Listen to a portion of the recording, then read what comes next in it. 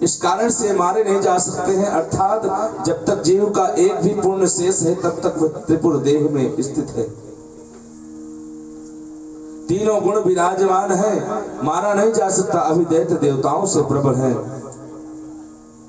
ये जानकर भी द्रोह कैसे किया जाए, फिर मित्र द्रोह तो भी उससे बड़ा पाप है।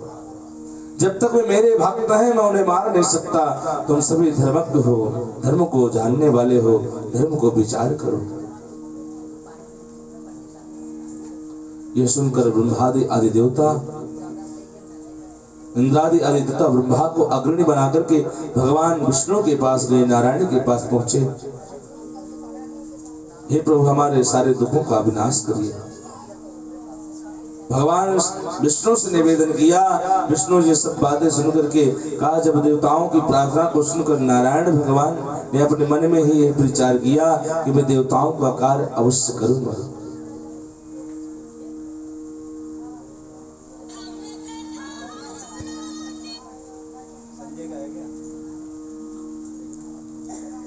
विष्णु जी ने यज्ञपति विष्णु को नमस्कार कर प्रसन्नता प्राप्त की। तब उन्हें देखा कि विष्णु जी ने इंद्रादि से कहा कि हे देवताओं, तीनों जगत की विभूति के लिए यज्ञ करो। यजुर्वेद में वर्णन आया कि यज्ञ के द्वारा तीनों तत्वों की शुद्धि हो जाती है। जब भी तीनों तत्व अशुद्ध हो जाएं तभी यज्ञ करना चाहिए, यज्ञ प्रारंभ कर देना चाहिए। यज्ञों से ही त्रिपुरों का नाश होता है। सत्य रजतम ये तीन गुण हैं, यही त्रिपुर है। यज्ञ से गुणों की शुद्धि होती है।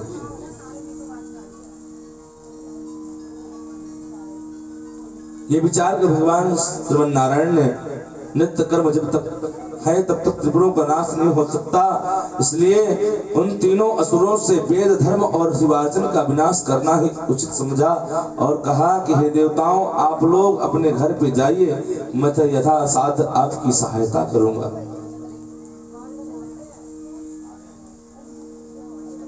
विष्णु जी उनके हित का विधान करने लगे, ऐसी युक्ति सोचने लगे कि उनका विनाश कैसे हो। संत कुमार जी कहते हैं, जब भगवान श्री नारायण ने अपनी आत्मा से बड़े भारी तेज वाले माया पुरुष को प्रकट किया, जिसका सिर मुड़ा था और मलिन वस्त्र पहने, एक हाथ में काठ का पात्र और दूसरे हाथ में झाड़ू लिए चल रहा था, वह अपने एक हाथ में खुला वस्त्र लिए, मुख में वस्त्र लपेटे, व्याकुल वाणी से धर्म ऐसा कहता हुआ निरूपण मुनि रूप धारण किए हुए विष्णु जी के आगे खड़ा हुआ। आ गया, फिर बोला, हे प्रभु, मेरे लिए क्या आज्ञा है, मैं क्या करूं, मेरा नाम क्या होगा। भगवान श्री नारायण समक्ष आकर कहता कि मेरा कार्य क्या है, मुझे क्या कार्य करना है, आज्ञा दे। विष्णु कहते हैं, तुम बड़े मायावी हो, अतः तुम 16,000 श्लोकों वाले एक ऐसे शास्त्र का निर्माण करो जो वर्णाश्रम धर्म विवर्जित हो, इसमें अपभ्रंश शब्द तो हरे ही हो और कर्म विवाद भी वर्णित हो। इसके लिए मैं अपनी माया को तुम्हारे साथ ये सामर्थ्य देता हूँ कि तुम उसका निर्माण करो। भगवान श्री नारायण के इन वचनों को सुनकर उन्हें प्रणाम किया और बोला, हे जनार्दन, मुझे क्या करना है, इसके लिए शीघ्र आज्ञा दीजिए, आपकी आज्ञा से मैं अवश्य सफल होऊंगा। माया में वह शास्त्र पढ़ा दिया जिससे स्वर्ग नरक यही है, अन्य कहीं नहीं। फिर शिव जी के चरण कमलों का ध्यान कर विष्णु जी ने कहा, बस इसी विधान से तुम सब दैत्यों का सम्मोहन कर लो, तुम उनके पास जाकर यही शास्त्र पढ़ाओ, तुम्हें कोई दोष नहीं लगेगा। तुम्हारे इस प्रकार करने से त्रिपुरों में तमोगुण का प्रकाश होगा, जिससे वे नष्ट हो जाएंगे। मेरी आज्ञा से तुम्हारे इस धर्म का विस्तार होगा तथा मेरी गति प्राप्त होगी। वहां से फिर मरुस्थल में जाकर तुम कलयुग के आने तक हम अपने धर्म में नियत रहकर निवास करना। जब तक कलयुग आ जाएगा तब अपने धर्म का प्रकाश कर अनेक प्रशिष्यों के साथ अपने धर्म का प्रचार करना। ऐसा भगवान श्री नारायण ने आदेश दिया।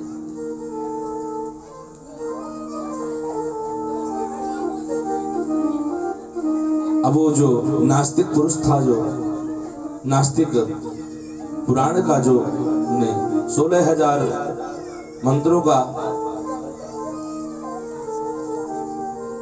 श्लोकों का ऐसा शास्त्र जो बनाया, वो शास्त्र लेकर चला और त्रिपुरों की पुरों में गया और कहा, प्रचार करने लगे कि बोले कुछ धर्म कर्म करने की जरूरत नहीं है। कहा जब तक जियो तो खुशी से जियो, पैसा नहीं है तो धार लेकर के घी पियो, लेकिन स्वस्थ रहो। पैसा नहीं तो उधार घी पियो। हाँ, उधार लेकर के। एक बात भी बता दो। इसलिए ऐसा कर विष्णु भगवान अंतर्धान हो गए, बहुत से शिष्य बनाए और वही मायामय अपना शास्त्र पढ़ाया। अब उसके 4 शिष्य हो गए। भगवान ने उससे भी वह कहा जो पहले वाले से कहा। शिवाज्ञा से वे भी अपने गुरु के समान ही मलिन वस्त्र धारण कर अल्पभाषी उसका लाभ रूपी तत्व लेने लगे।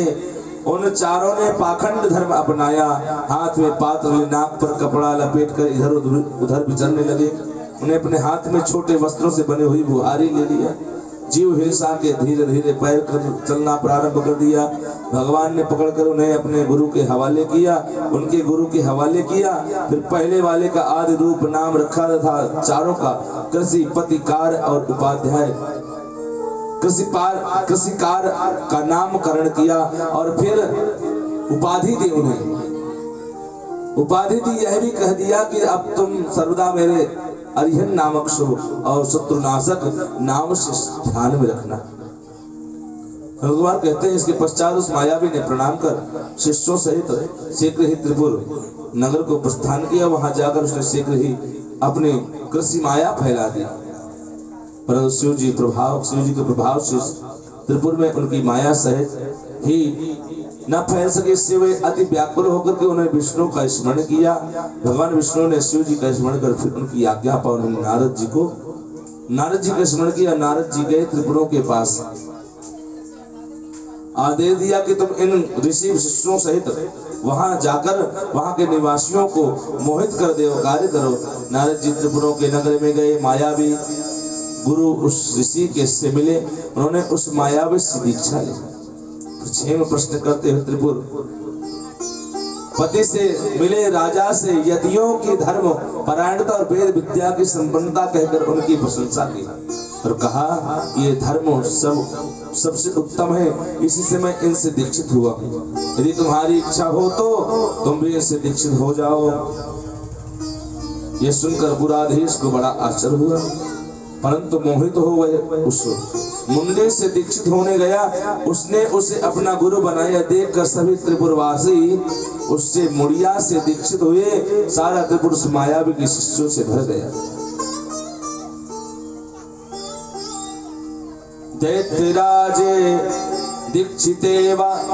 दीक्षिते च मायिना तेन मोहिते किमुवाच तदा मायी किं चकार स दैत्यपः।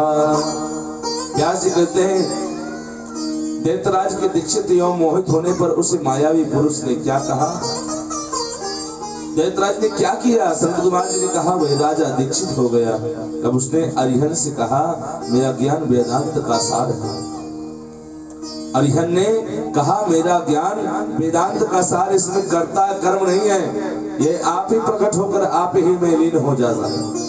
आत्मा से लेकर स्तंभ तक जिसने भी ये देह के बंधन है, सब में आत्मा ही एक ईश्वर है। ब्रह्मा विष्णु महेश ये भी कुछ नहीं है, सब एक अरिहन कहलाते हैं। समय आने पर सब लीन हो जाते हैं। आहार निद्रा भय मैथुनंचा ये सब देह के समान है, सब प्राणी समान है, किसी में कुछ विशेषता नहीं है। आत्मा एक है, मृत्यु से सभी को भय है। इस कारण कभी किसी की हिंसा नहीं करनी चाहिए। अहिंसा परमो धर्मा, हिंसा से नरक होता है चराचर त्रिलोकी में, हिंसा के समान कोई पाप नहीं है। और कहा कि ये 4 प्रकार के दान है। मणि मंत्र और औषधि के प्रभाव को बिना विचारे ही नाम और अर्थ के उपार्जन के लिए प्रयत्न पूर्वक अभ्यास करें। बहुत साधन की क्या आवश्यकता। सभी और के लिए 12 स्थानों की पूजा करें, 5 कर्मेंद्रिय, 5 ज्ञानेंद्रिय, मन बुद्धि। अग्नि में तिल घी आहुति देकर के स्वर्ग की इच्छा करना बड़ी विचित्र वाली बात है। इस प्रकार असुर नायक अपना सिद्धांत कहकर फिर प्रवासियों को आदर से कहा कि प्रत्यक्ष अर्थ में ही निवास करना चाहिए, यही साधन है। त्रिपुरवासी सभी अपने धर्म से परांगमुख हो गए और अधर्म फैल गया। दैत्यराज की बुद्धि कुंठित हो गई।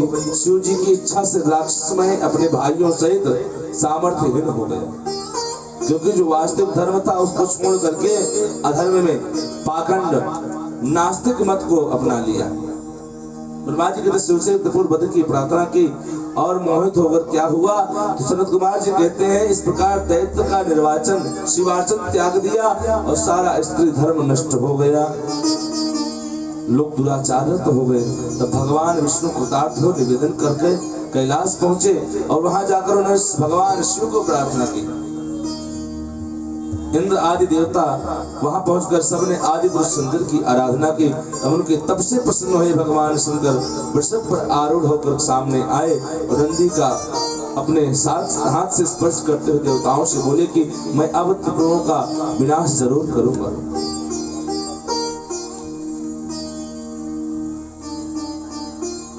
संतकुमार कहते ब्रह्मा के वचनों को सुनकर शंकर जी प्रसन्न हो गए। उन्होंने कहा, हे ब्रह्मण, तुम मुझे सम्राट कैसे कहते हो? मेरे पास तो कोई इस योग है नहीं, ना तो मेरे पास कोई रथ है, दिव्य रथ है, वैसा सारथी भी नहीं है जिसे लेकर मैं संग्राम में चलूं, ना तो मेरे पास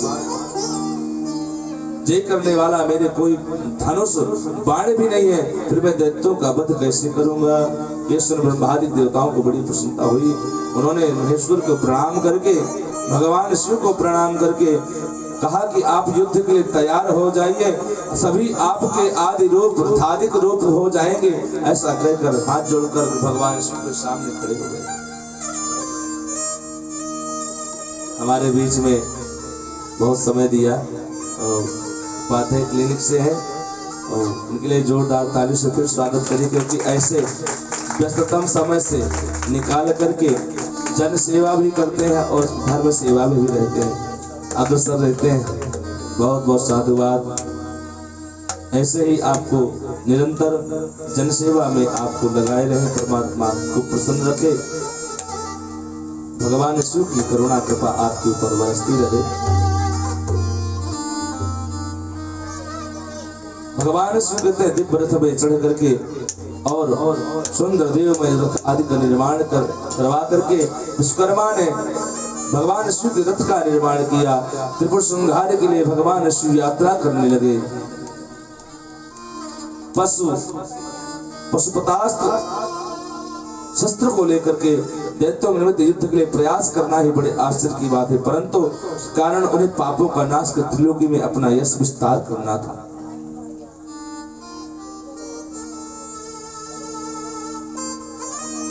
शिव जी द्वारा तारकासुर के तीनों पुत्रों का वध किया।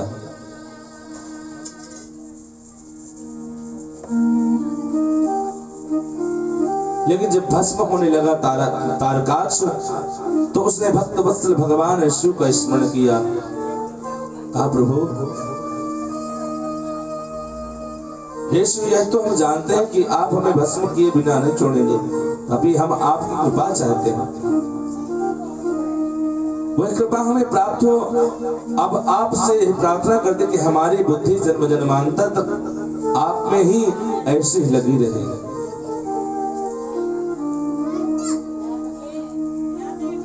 ऐसा करके दानव शिव की उस अग्नि में भस्म हो गए। शिव जी की आज्ञा से उस पुर में रहने वाले बालक वृद्ध सारे पूरा पुर भस्म हो गया और भगवान शिव के परम धाम को प्रस्थान हो गया। दैत्यों पश्चात तीनों शिव जी की पूजा के प्रताप से फिर शिव जी के गण हो गए। बोलो महापति महादेव की जय, काशी विश्वनाथ भगवान की जय।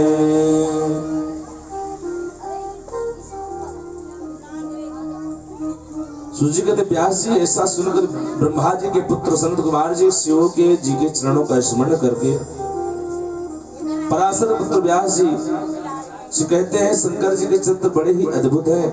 भगवान शिव के त्रिपुरवासियों का संहार होने पर देवताओं को बड़ा आश्चर्य हुआ, परंतु प्रलय कर भगवान शंकर के उस रौद्र तेज के समक्ष किसी सिर उठाते न बनता हुआ उपेंद्रादि सभी देवता भगवान शंकर और हिमाचल की पुत्री पार्वती की ओर देखते ही नतमुख किए खड़े रह गए। तब से देव सेना की इस भयातुरता को देख ऋषियों ने से रहा नहीं गया और कुछ न कहकर भगवान शंकर की स्तुति करने लगे। तब भगवान शिव प्रसन्न होकर के देवताओं से कहा,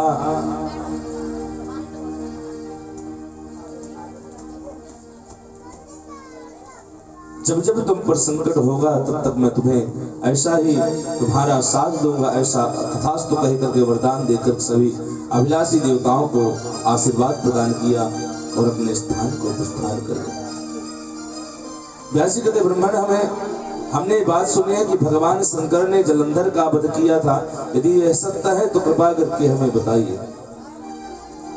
सूर्य जी कहते हैं जब व्यास जी ने उस महामुनि से इस प्रकार पूछा तो वाक्य प्रसार संत कुमार ने कहा, हे मुनि, जब एक समय देवगुरु बृहस्पति और देवराज इंद्र कैलाश पर्वत पर जाकर के भगवान शिव से मिलने के लिए गए,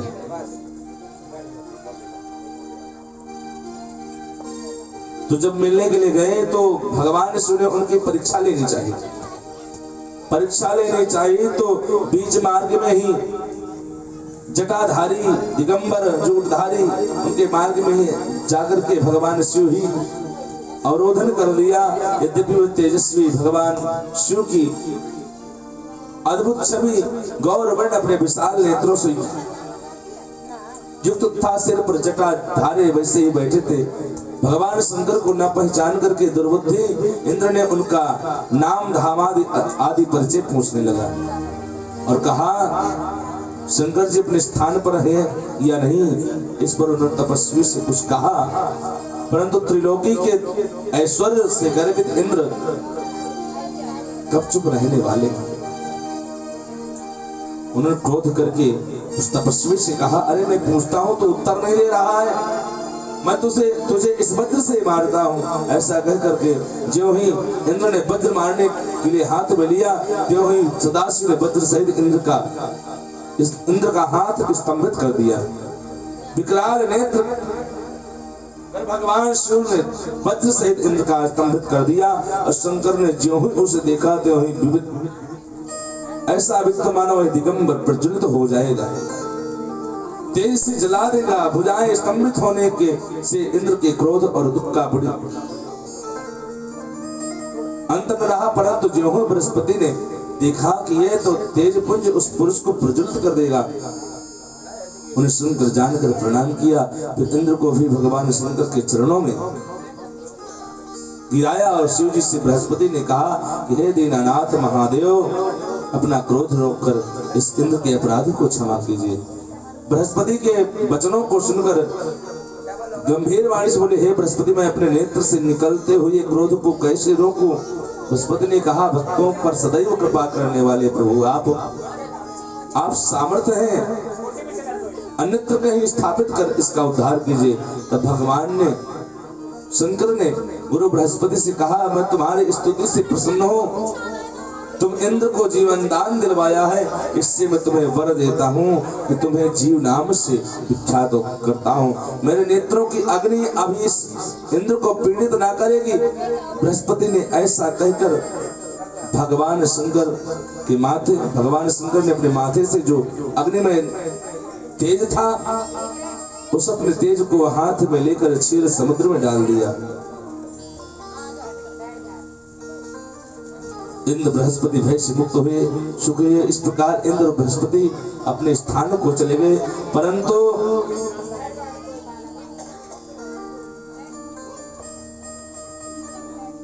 पितामह को बड़ा भयंकर समय उपस्थित हुआ। देवताओं की इसी बात सुनकर ब्रह्मा जी सत्यलोक से उतरकर समुद्र के तट पर उस बालक को देखने के लिए आए। समुद्र में ब्रह्मा जी को आते देखकर उस बालक को उठाकर प्रणाम किया और उन्हें उनकी गोद में दे दिया। ब्रह्मा जी ने पूछा कि सागर तुम शीघ्र ही कहो ये पुत्र किसका है। समुद्र ने कहा हे भगवान मैं नहीं जानता किसका पुत्र है, लेकिन ये गंगा सागर के संगम में प्रकट हुआ है। अतएव हे जगत के गुरु आप इस बालक के जात कर्मादि संस्कार कीजिए। संत कुमार जी कहते इधर ब्रह्मा जी बात कर रहे समुद्र से, लेकिन उधर जलंधर ब्रह्मा जी की दाढ़ी नोची जा रहा है। वो ऐसा गला पकड़ा ब्रह्मा जी का कि लगता है ब्रह्मा जी के प्राण ही निकल जाएंगे। उनके आंखों से आंसू टपकने लगे। इस प्रकार दोनों हाथों से ब्रह्मा जी ने अपने गले को छुड़ाया और कहा हे सागर पुत्र तुम्हारे पुत्र का जातक फल कहता हूँ, सुनो मेरे नेत्रों से जो जल निकला है इस कारण इसका नाम होगा जलंधर। ये उत्पन्न होते ही तरुण हो गया है तो इससे ये सब शास्त्रों का परगामी महापराक्रमी महाधैर्यवान महायोद्धा होगा। ये युद्ध में कार्तिकेय के समान सर्व विजयी होगा। ये बालक सब दैत्यों का अधिपति और विष्णु को जानने वाला होगा और अंत में जहां से उत्पन्न हुआ वही जाएगा। इसकी स्त्री बड़ी प्रतिभा सौभाग्यशालिनी होगी, सर्वांग सुंदरी होगी, मनोहारिणी होगी। संत कुमार जी कहते सागर से ऐसा कैसे। ब्रह्मा जी ने महर्षि शुक्राचार्य को बुलाकर के उसे राजा अभिषिक्त कर दिया, अभिषेक करा दिया और कालनेमी नामक असुर को बुलाकर के उसकी वृंदा नामक कन्या से सविधि ब्याह करा दिया। उसके विवाह में बड़ा उत्सव हुआ, नद नदी और असुरों को बड़ा सुख हुआ। इस तरह सहित जलंधर शुक्राचार्य के प्रभाव से असुरों पर राज्य करने लगा।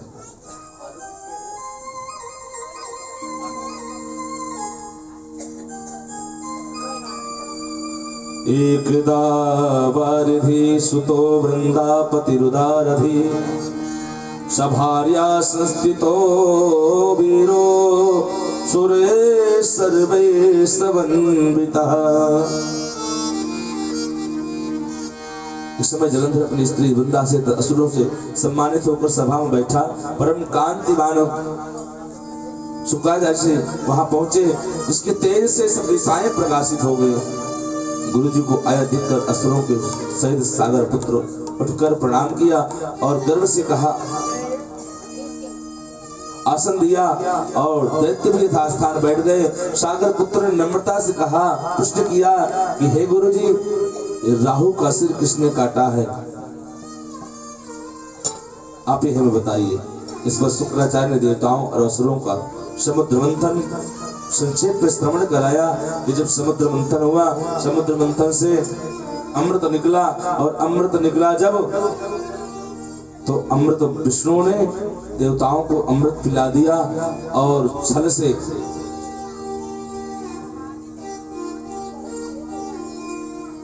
देवताओं को मरवाया और उसी समय राहु का सिर काट दिया। उसी से राहु और केतु दो हो गए।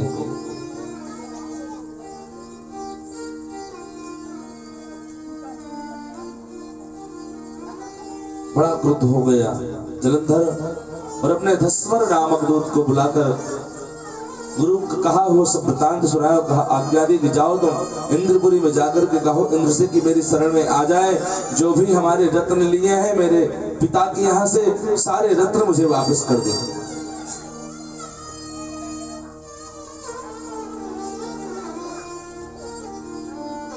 और यदि वो वापस नहीं करता है तो मेरा शत्रु जीवित नहीं रह सकता। इस प्रकार से अपने धस्वर नामक दूत से संदेशा भिजवा दिया।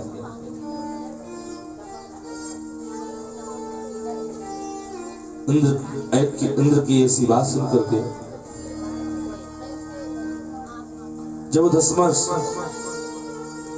दूत पहुंचता है वहां पर और पूरा प्रसंग कहता है तो इस प्रकार सागर के पहले पुत्र शंखासुर इंद्र कहता है कि शंखासुर ने भी मेरी शत्रुता की थी, जिस पापी को मेरे छोटे भाई हरि ने मार डाला है। अब समुद्र का ये दूसरा पुत्र है, इसका कारण हे दूत तुम शीघ्र जाकर समुद्र मंथन का यह वृतांत सुनाओ।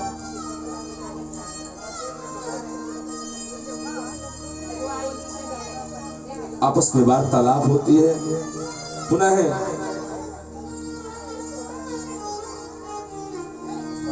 देवताओं में और दैत्यों में घमासान युद्ध प्रारंभ हो गया। नंदन वन में उसने अपनी सेना उतार दी। वीरों की शंख ध्वनि गर्जना से इंद्रपुरी गूंज उठी। अमरावती छोड़ करके उससे युद्ध करने चले। भयानक मार काटे। दोनों पक्षों के आचार्य अपने अपने दल को जिलाने लगे। असुरों के गुरु शुक्राचार्य अपनी मत संजीवनी विद्या से असुरों को जिला रहे हैं। बृहस्पति द्रोणागिरी से औषधि लाकर जिलाते। इस पर जलंधर ने अपने गुरु शुक्राचार्य से क्रुद्ध होकर कहा कि हमारे हाथों द्वारा मारे हुए ये सारे देवता कैसे जीवित हो जाते? आपके पास तो जिलाने वाली विद्या है, इनके पास क्या है? तब शुक्राचार्य ने कहा, द्रोणागिरी से औषधि लाकर देवताओं को जिलाने की बात कह दी। ये सुनकर जलंधर क्रुद्ध हो गया और शुक्राचार्य जी कहते, यदि क्रुद्ध होना ही है, यदि तुम में शक्ति है तो द्रोणागिरी को उखाड़ कर समुद्र में फेंक दो, तब मेरे कथन की सत्ता प्रमाणित होगी। वह महादुर्मद महापराक्रमी जलंधर उस द्रोणागिरी को ही उखाड़ करके और समुद्र में फेंक दिया। तब तो ऐसा देखा जब तो गुरु बृहस्पति ने कहा कि अब तो जीतने वाले नहीं हो। जो पहले इंद्र ने शिव का अपमान किया उसी का है ये फल है। ये सुन देवता युद्ध में जय की आशा, विजय की आशा छोड़ करके व्याकुल होकर के इधर उधर भागने लगे। इंद्रादि सब देवता गुफाओं में शरण ली। जलंधर अपने वीर दैत्यों द्वारा भागे हुए इंद्रादित्य को खोज कर आने लगे।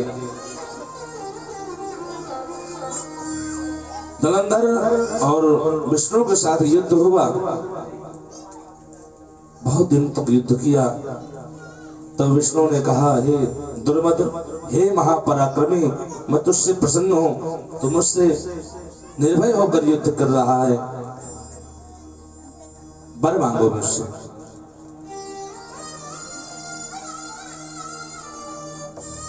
तब जलंधर ने कहा, यदि तुम वर देना ही चाहते हो तो सपरिवार मेरे घर में आ जाओ और मेरे घर में रहो।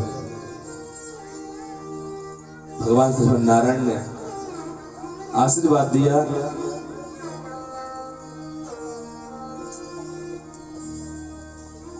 और सारे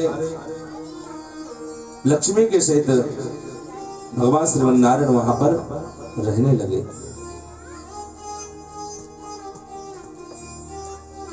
इधर भगवान विष्णु को खेद हुआ कि मैं इसको छलने आया था, लेकिन ये मुझे छले लिए। जलंधर के घर में जाकर निवास कर लगे। जलंधर अपनी बहन लक्ष्मी और देवताओं से विष्णु को वहां पाकर बड़ा प्रसन्न हुआ। इधर लक्ष्मी भी अपने सागर में आकर बहुत खुश हुई। फिर तो देवताओं के पास जो रत्नादि थे सबको लेकर उनके स्थानों पर दैत्यों को स्थापित कर दिया। जलंधर पृथ्वी पर आया, निशुंभ को पाताल में स्थापित कर दिया। देव दानव यक्ष गंधर्व सिद्ध सर्प राक्षस मनुष्य आदि सबको अपना वशवर्ती बनाकर त्रिभुवन पर शासन करने लगा। लेकिन उसने धर्मानुसार सुपुत्रों की भांति अपनी प्रजा का पालन किया। किसी को दुख न था, न कोई कृष्ण न कोई दीन दिखाई पड़ा। कुमार कहते हैं, मनुष्य तब उनको इस प्रकार धर्म पूर्वक राज्य करते हुए था। भ्रातृभाव को देख देवता क्षुब्ध हो गए, उनसे कुछ करते न बना। उन्होंने भगवान देवाधिदेव भगवान शंकर के मन में शंकर का स्मरण किया। तब भक्तों की कामना पूर्ण करने वाले भगवान शिव आशुतोष नारद को बुलाकर देवकार की इच्छा से उनको वहां भेजा, जहां शंभु भगवान शिव नारद की आज्ञा से देवपुरी में गए। इंद्रादि सभी देवता व्याकुल होकर शीघ्रता से उनकी स्तुति की और कुंठा भरी दृष्टि से देखा कि हे नारद, अपने हमारे समस्त दुखों को आप विनाश कर सकते हैं। नारद जी ने कहा मैं सब जानता हूँ, इसके लिए दैत्यराज जलंधर के पास जाने की इच्छा कर रहा हूँ। नारद जी ही ऐसे जो देव हैं कि जो दैत्य दानव मनुष्य सब जगह उनकी पूजा होती है, सब आदर करते हैं। नारद जी जलंधर की सभा में आए। जलंधर ने नारद जी के चरणों की पूजा की और कहा, हे ब्राह्मण, कहिए आप कहाँ से आ रहे हैं, कहाँ कहाँ पर आपने क्या देखा है, यहाँ कैसे आए, मेरे योग्य क्या सेवा है, उसकी आज्ञा कीजिए। जलंधर के इस प्रकार वाक्य को सुन करके नारद जी प्रसन्न होकर बोले, हे दानव राज बुद्धिमान जलंधर, तुम धन्य हो, क्योंकि इस समय जब सब लोगों के भोक्ता एक तुम ही हो, दैत्यराज श्रेष्ठ, आप मेरे आगमन का कारण सुनिए, इसलिए मैं यहाँ पर आया हूँ। मैं सुरक्षा से कैलाश पर्वत पर गया, जहाँ पर 10,000 योजनों में कल्प वृक्ष का वन है। यहाँ मैंने सैकड़ों कामधेनुओं को विचरते हुए देखा। यह भी देखा कि ये वह चिंतामणि से प्रकाशित है, परम दिव्य अद्भुत है।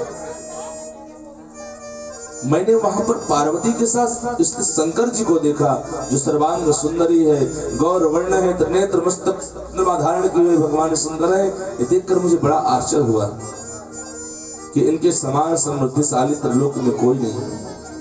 हे दैत्येंद्र, उसी समय मुझे तुम्हारी भी समृद्धि का स्मरण आया और उसे देखने की इच्छा से ही मैं तुम्हारे पास आया। ये सुनकर जलंधर को बड़ा हर्ष। उसने नारद जी को अपनी सब समृद्धि दिखला दी। उसे देखकर देवताओं का कार्य साधन करने के लिए नारद जी तो आए ही थे, सारा देखा। बोले, बहुत सुंदर, तुम्हारी ऐसी समृद्धि मैंने आज तक कहीं देखी नहीं है, लेकिन एक ही कमी है, उसके बिना तुम्हारा सारा समृद्धि ऐश्वर्य सारा फीका है। जलंधर ने कहा, क्या प्रभु, क्या कमी है मेरे यहाँ? बोले, तुम किसी स्त्री रत्न को ग्रहण करो। संत कुमार जी कहते इस प्रकार नारद जी के कहने पर सुनकर दैत्यराज काम से व्याकुल हो गया। उसने नारद जी को प्रणाम कर कहा कि ऐसी स्त्री कहाँ मिलेगी, आप मुझे बताइए, जो आप आज्ञा देंगे मैं अवश्य लाऊंगा। नारद जी कहते हैं कि ऐसा रत्न तो कैलाश पर्वत पर योगी शंकर के पास है। देवर्षि उस दैत्य को ऐसा कहकर देव कार्य करने की इच्छा से आकाश मार्ग में चले गए। व्यास जी बोले, हे संत कुमार, जब नारद जी दैत्यराज को सब बातें सुनाकर चले गए तो क्या हुआ? संत कुमार जी कहते हैं, उनके चले जाने पर जलंधर कामजोर से पीड़ित होने लगा, उनकी बुद्धि नष्ट हो गई। उसने अपने सहीके नामक दूत को बुला करके कैलाश पर जाने की आज्ञा दी और कहा, वहां जटाजूढ़धारी एक शंभु नामक योगी रहता है, उसे मेरा पराक्रम और ऐश्वर्य सब कहकर के उसकी सर्वांग सुंदरी भार्या को मेरे लिए मांग के लाओ। अब ऐसे वचनों को सुनकर भगवान दूत शिव के स्थान पे पहुंचा, परंतु नंदी ने उसे भीतर सभा में जाने से रोक दिया। किंतु वह अपनी उग्रता से नंदी ने भी उसे भीतर जाने से न रोक सका, किंतु वह अपनी उग्रता से वहां पहुंच गया। भगवान शिव के आगे पहुंच करके उनकी आज्ञा ने वह सब संदेश सुनाया जो दैत्यराज ने कहा था। भगवान शूलपाणी के आगे पृथ्वी से फाड़कर एक भयंकर शब्द वाला पुरुष प्रकट हो गया, जिसका सिंह के समान मुख था और जो मानो दूसरा निसंग ही था। वो दौड़ करके उस दूत को खाने के लिए चला, जोर से भागा वह दूत, और परंतु उस पुरुष ने उसे पकड़ लिया। उसने शिव की शरण ली और रक्षा मांगी। शिव ने उसे पुरुष से कहा, इसे छोड़ दो, परंतु उसने वो कहा, मुझे तो बड़ी जोर से भूख लगी है, मैं क्या खाऊंगा? भगवान शिव ने कहा, यदि तुझे भूख लगी है, विशेष बाधा दे तो शीघ्र ही तुम अपने ही हाथों से अपने पैरों का मांस भक्षण कर लो। शिव जी की आज्ञा से पुरुष शीघ्र ही अपने पैरों का मांस भक्षण कर लिया। अब तो केवल उसका सिर मात्र शेष रह गया। तब उसका नाम ऐसा करके देखकर शिव जी प्रसन्न होकर के अपने आज्ञा पालक अपना जान करके अपना गण बना लिया और कहा मेरी पूजा के समान अब तेरी भी सदैव पूजा होगी। जो तेरी पूजा ना करेंगे वे मेरे प्रिय नहीं होंगे। शिव जी ने ऐसा वर पाकर के शिव जी से उस पुरुष को बड़ी प्रसन्नता हुई। उस दिन से वह शिव जी के द्वार पर स्वकीर्ति मुख नामक गण होकर स्थित रहने लगा। उमापति महादेव की जय, काशी विश्वनाथ भगवान की जय। शिव जी कहते हैं हे भगवान, यह तो परम पावन शंकर जी की अद्भुत कथा श्रवण कराई है। व्यास जी कहते हैं महामुनि ऐसे पूछा, शंकर भगवान ने कहा कि उसने छूटकर वह बर्बर नाम से विख्यात हो गया वह दूत मानो अपना नया जन्म पाकर अपने आप को धन धन्य कृतकृत माना। कालनेमी और निशंभ आदि महाबली देवता तैयार हुए। करोड़ों करोड़ों की संख्या में निकलकर युद्ध के लिए सन्निध हुए। महाप्रतापी चंद्र पुत्र शिव जी से युद्ध के लिए निकला। आगे शुक्र और चिन्ह से राहु हुआ, फिर तो उसके समय जलंधर का मुकुट खिसक कर पृथ्वी पर गिर पड़ा। आकाश में मेघ छा गए, बड़े अपशकुन होने लगे। इंद्रादित्य आदि देवता ने एकत्र होकर कैलाश पर शिव जी के पास पहुंचकर सारा वृतांत कहा और कहा कि आपने जलंधर से युद्ध करने के लिए जा रहे हैं।